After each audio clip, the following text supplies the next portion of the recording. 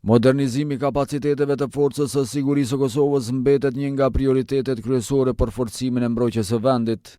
Pajisja me armatim modern, përgatitja profesionale e ushtarëve dhe zhvillimi i infrastrukturës ushtarake synojnë ta bëjnë ushtrinë gjithnjë më të aftë dhe më të gatshme për përballimin e sfidave të sigurisë. Investimi prej rreth 450 milionë eurosh në sektorin e mbrojtjes gjatë 3 viteve të fundit konsiderohet një hap i rëndësishëm drejt këtij qëllimi. Sipas ministrit të mbrojtjes Eyup Maqedonci, ky angazhim pritet të rritet edhe më tej pasi gjatë 4 viteve të ardhshme planifikohen mbi 1 miliard euro investime, por modernizimin e ushtrisë, avancimin e kapaciteteve luftarake dhe zhvillimin e infrastrukturës mbrojtëse. Në këtë kontekst, njohësit e çështjeve të sigurisë vlerësojnë se rritja e investimeve në sektorin e mbrojtjes është i domosdoshëm, duke marrë parasysh zhvillimin aktual në rajon dhe më gjerë.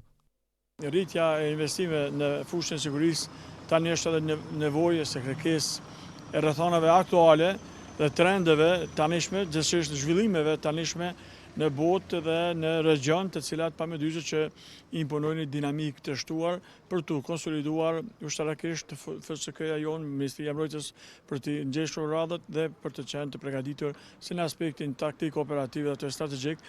Ndërkohë ekspertë të tjerë theksojnë se përveç rritjes së kapaciteteve, vendi duhet të fokusohet edhe në zhvillimin e industrisë ushtarake. Krahas rreziqe kërcënime ka nevojë edhe për pajisje edhe armatim të ri, por njëkohësisht edhe zhvillimin e industrisë ushtarake, për cilën do fol në takimin e generalëve nga marrëveshja trilaterale pra Kosovë, Shqipëri dhe Kroaci. Mendoj që gjithë kjo tregon një përkushtim për sektorin e sigurisë, veçantinë për forcën e sigurisë.